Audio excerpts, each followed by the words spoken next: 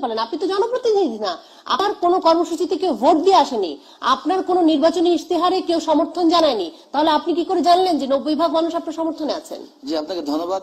আমি বলতে চাই, বাংলাদেশে যখন জাতীয় পার্টি ক্ষমতায় ছিল রাষ্ট্রধর্ম ইসলাম, বিএনপি ক্ষমতায় ছিল রাষ্ট্রধর্ম ইসলাম, আওয়ামী লীগ ক্ষমতায় আছে রাষ্ট্রধর্ম ইসলাম। তারা সকলেই জনপ্রতিনিধি এবং জনপ্রতিনিধি হয়েই তারা রাষ্ট্রধর্ম ইসলাম রেখেছেন।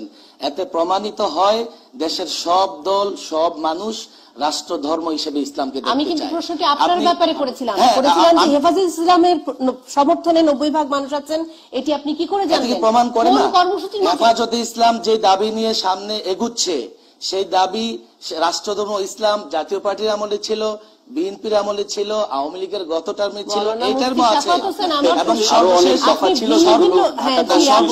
আমি শেষ করছি, আমি কথা শেষ করছি। আমি ভিন্ন প্রসঙ্গে যাচ্ছি না। আপনি যে বলছেন যে আমাদের দাবির পিছনে সব মুসলমানের সমর্থন আছে কিনা, যদি পরপর এই প্রত্যেকটা গভর্নমেন্টের আমলে দলের বা আপনি ডিস্টর্টেড করছেন প্রশ্ন। আমি আমার প্রশ্নই আসছে, আপনি আমার প্রশ্নটিকে বিকৃত করছেন। আমি প্রশ্নটি করেছি, আমি আবারও বলছি, আপনাকে প্রশ্নটি করেছি আপনার কোন কর্মসূচিতে মানুষের সমর্থন আছে, আপনারা এমন কোন কর্মসূচি করেছেন বাংলাদেশের মাটিতে, সেটি আপনার কাছে আমি জানতে চাইছি। আমরা অতীতে যতগুলো কর্মসূচি, যেমন আমরা সভা সমাবেশ, আমরা অবরোধ, এগুলো বাংলাদেশে কত লোকের অংশ, বাংলাদেশে হেফাজতে ইসলাম অন্তত 50টা জায়গায় এত বড় সমাবেশ করেছে আজ পর্যন্ত, তাতে 90% মানুষ উপস্থিত ছিল না। আপনাদের মিডিয়ায় প্রকাশিত হয়েছে। আচ্ছা, হেফাজতের কর্মসূচির কথা বাদছেন না, না জেলা যেটা নিয়ে সব জায়গায় হয়েছে। এখন আমার কথা শেষ করছি আমি, আপনি স্টুডিওতে আছেন, কথা বলবেন, অনেকক্ষণ কথা বলবেন।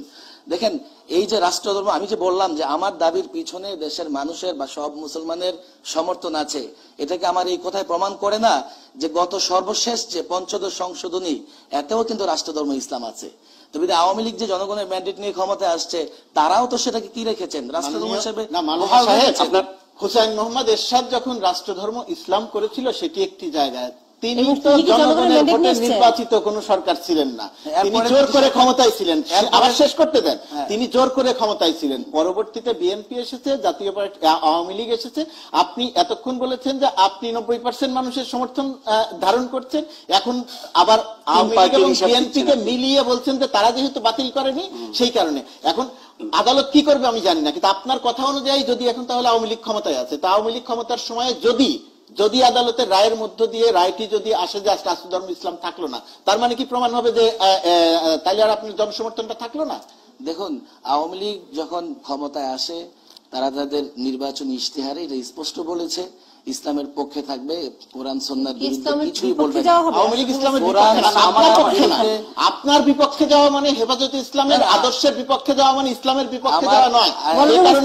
এই কারণে আপনি আমাকে বলছেন আমি মুসলিম নই। আপনি যে রাজনীতি করেন, আপনারা যে রাজনীতি করেন, এই যে মানুষকে মুসলমান কে আর কে মুসলমান না এটি নির্ধারণ করে দেন, এই অধিকার আপনাদেরকে কেউ দেয়নি। কথাটা আপনি পুরো বাক্য শুনলে আপনার এই ধরনের ভুল ধারণা হতো না। আপনি আছেন আমাদের সাথে, আমি একটু বিরতি নিয়ে ফেরত আসছি। আপনি প্রশ্নে ফেরত আসবো। আপনি আছেন আমাদের সাথে, আমি একটু বিরতি নিয়ে ফেরত আসছি। 71 জার্নালের বিরতি। 71 জার্নাল, আমাদের সাথে মাওলানা মুফতি শাখাওয়াত হোসেন আছেন। নাজমুল আশরাফ অনেকক্ষণ কিছু জানতে চাচ্ছেন আপনার কাছে। আমার ছোট্ট কয়েকটা প্রশ্ন, সংক্ষেপে জবাব দেবেন, সময় বোধহয় বেশি নাই। এক হচ্ছে, আপনি বলছেন যে বাংলাদেশে 90% মানুষ মুসলমান, সেই জন্য রাষ্ট্রধর্ম ইসলাম থাকাটা স্বাভাবিক। আপনি আমাকে বলেন, পৃথিবীর কয়টা মুসলিম দেশে রাষ্ট্রধর্ম হিসাবে ইসলাম সংবিধানে বা আইনে আছে? এক। আর দুই হচ্ছে রাষ্ট্রধর্ম ইসলাম দেশের আইনে না করলে ওই দেশে ইসলাম থাকে না। বাংলাদেশে যখন রাষ্ট্রধর্ম ছিল না তখন কি ইসলাম ছিল না? আপনি ধর্ম পালন করেন নাই। আর রাষ্ট্রধর্ম যদি কালকে আদালত থেকে বাদ দিয়ে দেয়, ওটা একটা আইনি ব্যাপার, তাহলে কি আপনি মুসলমান থাকবেন না, বাংলাদেশে ইসলাম থাকবে না? রাষ্ট্রীয় আইনে একটাকে রাষ্ট্রধর্ম বানানো আর না বানানোর সাথে কি আপনার আমার ধর্ম, কর্ম, বিশ্বাস জড়িত? আর শেষ কথা হচ্ছে, এরশাদের মতো একটা মানে কি বলে স্বৈরাচার এবং গণদুশ্মন, সে একটা মতলব থেকে রাষ্ট্রধর্ম ইসলাম বানিয়েছিল, এবং যেহেতু এটা একটি সেনসিটিভ স্পর্শকাতর বিষয়, আপনাদের মতো বহু সংগঠন আছে যারা ধর্মের নামে উন্মাদনা তৈরি করে, সেই ভয়ে বিএনপি এবং আওয়ামী লীগ ওটাতে হাত দেয় নাই। সেটা হচ্ছে বাস্তবতা। বলেন আপনি। 4টা প্রশ্ন করেছেন। সর্বশেষ বলেছেন আপনাদের মতো অনেক সংগঠন ধর্মীয় উন্মাদনা সৃষ্টি করে। এটা অত্যন্ত আপত্তিকর প্রশ্ন, এবং আপনি অবশ্যই ধর্মীয় সংগঠনগুলোকে আমি বলবো যে অপমান করবার চেষ্টা করেছেন। আপনি কি মনে করেন না যে ধর্মীয় বহু সংগঠন আছে যারা উন্মাদনা তৈরি করে দেশে? দেখুন, আপনি বলুন তো কোন সংগঠন উন্মাদনা তৈরি করে? 5ই মেতে হেফাজতে ইসলাম যা করেছিল সেটা কি হেফাজত ইসলাম আপনি কোথায় করেছে? কোন তদন্তে বের হয়ে আসছে হেফাজত ইসলাম উন্মাদনা তৈরি করেছে? এগুলো আপনারা জার্নালে বসে বললেই তো হবে না, গভর্নমেন্টকে বলুন তদন্ত করতে, দেখাতে বলুন। আচ্ছা, ওইটা বাদ দেন, আমার ওই প্রশ্ন এখন আপনার বাকি 3টা প্রশ্ন। 1 নম্বর প্রশ্ন, পৃথিবীর মানে 5ই মেতে কিছুই হয়নি, হেফাজত ইসলাম কিছু করেনি। আমি প্রশ্নগুলোর উত্তর দিচ্ছি, আচ্ছা প্রশ্নগুলোর উত্তর দিন। প্রশ্নগুলোর উত্তর দিয়ে আমি হেফাজত ইসলামের প্রসঙ্গে আসছি। মুসলিম সবগুলো দেশের রাষ্ট্রধর্ম ইসলাম। আপনি একটা মুসলিম দেশ দেখান, মুসলিম সংখ্যাগরিষ্ঠ না না কাগজে কলমে কোন দেশে? সবগুলো দেশেই। আপনার মধ্যপ্রাচ্যে, আচ্ছা আপনি দেখেন সৌদি আরব থেকে শুরু করে আরব আমিরাত, কাতার, কুয়েত, ওমান এবং আফ্রিকার যে মরক্কো, আলজেরিয়া, সবগুলো দেশের রাষ্ট্রধর্ম ইসলাম। আপনি বলেন যে কোন মুসলিম রাষ্ট্রে যে রাষ্ট্রধর্ম ইসলাম নেই? এক বিষয়, বাংলাদেশে কি না, কিন্তু ইন্দোনেশিয়া, মালয়েশিয়া এই সমস্ত কোন দেশে তো রাষ্ট্রধর্ম ইসলাম নয়। এবং মালয়েশিয়া, ইন্দোনেশিয়া তো সবচেয়ে, ইরাক, এসব, ইরান, কোন দেশের রাষ্ট্রধর্ম ইসলাম নয়। এবং এগুলো যথেষ্ট বড় বড় মুসলিম প্রধান দেশ। ইরাকে সবসময় ছিল, ইরাকের বর্তমান অবস্থা বলতে পারবো না। 25টি, আপনি উইকিপিডিয়াতে সার্চ করলে দেখতে পাবেন 25টি মুসলিম দেশের নাম এমন পাবেন যাদের রাষ্ট্রধর্ম ইসলাম। বিষয় রাষ্ট্রধর্ম কিছু দেশের নাই, মেজর মালয়েশিয়ার রাষ্ট্রধর্ম ইসলাম না, ইন্দোনেশিয়া না, ইন্দোনেশিয়া তো সবচেয়ে বড় মুসলিম। ইন্দোনেশিয়ায় আমার জানা মতে রাষ্ট্রধর্ম ইসলাম, আপনি খোঁজ করে দেখতে পারেন। না, ইন্দোনেশিয়ার রাষ্ট্রধর্ম ইসলাম নয়, সঠিক নয়। যে বিষয়টি আসছে যে রাষ্ট্রধর্ম যদি ইসলাম না থাকে, ইসলাম থাকবে না, চলে যাবে, আগে ছিল না চলে গেছে, এমন না। আসলে রাষ্ট্রধর্ম এদেশের মানুষের হৃদয়ের গহীনে আমি মনে করব যে ধর্ম ইসলাম অন্তত অবস্থান করে, ইসলামকে মুছে ফেলা যাবে না। বাকি রাষ্ট্রীয়ভাবে যদি ইসলামের অমর্যাদা হয় বা রাষ্ট্রধর্ম ইসলাম না থাকলে অনেক ক্ষেত্রে ইসলামিক কার্যক্রম, ইসলামী আচার অনুষ্ঠান বাধাগ্রস্ত হবে। এবং অলরেডি আমরা দেখি তো, যখন রাষ্ট্রধর্ম ইসলাম ছিল তখনও আমরা দেখছি রাষ্ট্রধর্ম ইসলাম করার পর থেকে এখন পর্যন্ত এই সময়ে বা গত 5-7 বছরও আপনারা এবং আপনাদের মতো আরো অনেক সংগঠন অনেক অভিযোগ তুলেছেন মাঠে ঘাটে ইসলামের। আগের উত্তরগুলো শেষ করবো না নতুন প্রশ্নের উত্তর দেব? আপনাকে ঠেকাতে পেরেছে? যদি আপনার আগের প্রশ্নের উত্তর শেষ করবো না নতুন প্রশ্নের উত্তর দেব? না, বলেন। আচ্ছা, তো আগের গুলো শেষ করি, এরপরে নতুন প্রশ্ন করেন। তো এই বাধাগ্রস্ত হওয়ার সম্ভাবনা থাকে, সেজন্য আমরা মনে করি যে রাষ্ট্রধর্ম যদি, আপনার উত্তরে তো সম্পূরক প্রশ্ন তৈরি হচ্ছে, আপনি বলছেন বাধাগ্রস্ত হওয়ার সম্ভাবনা থাকে,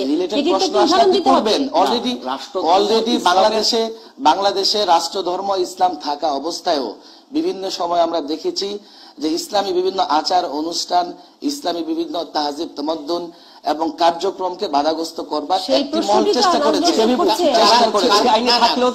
কোথায় কারা বাধাগ্রস্ত করেছে? আপনি দেখেন হিজাব পরা, ইসলামের একটি অবিচ্ছেদ্য অংশ, হিজাব পড়তে হবে নারীদের।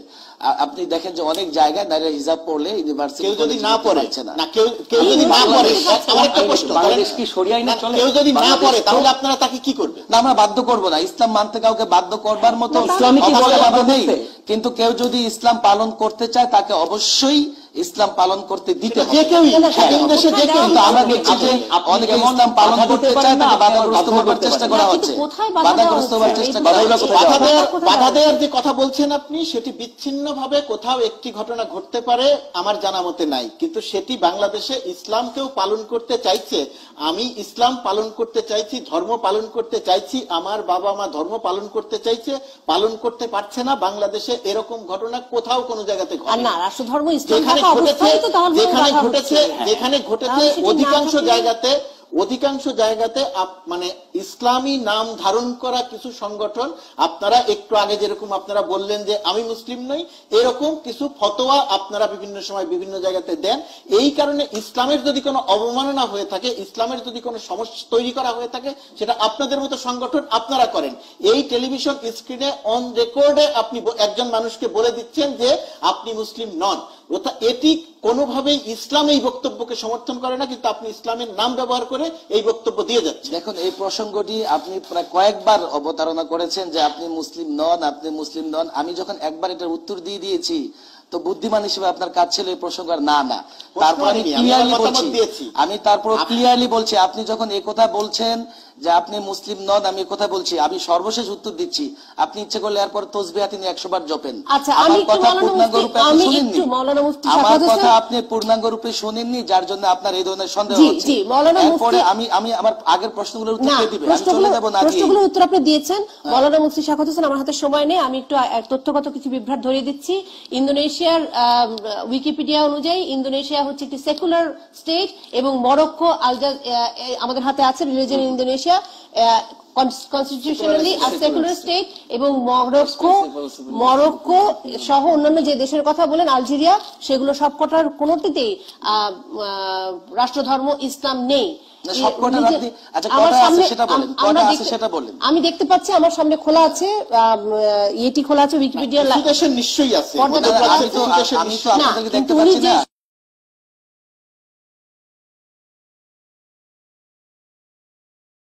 কেউ বলেনি রাষ্ট্রধর্ম ইসলাম তারা চান না। আপনি অসত্য বলেছি, এই কথাটি আপনি অসত্য বলছেন যে আপনি ইসলাম চান না। কেউ বলেনি, উনি বলছে আমি তো চাই না। না, আমি কেউ বলেনি আমি আপনাকে সমর্থন করি না, আপনার পক্ষে আমার অবস্থান নেই। বলছিনি আমাকে সমর্থন করেন না, আমাকে সমর্থন না করলে আপনার কোনো সমস্যা নাই। আমি যখন বলেছি ইসলাম চান না,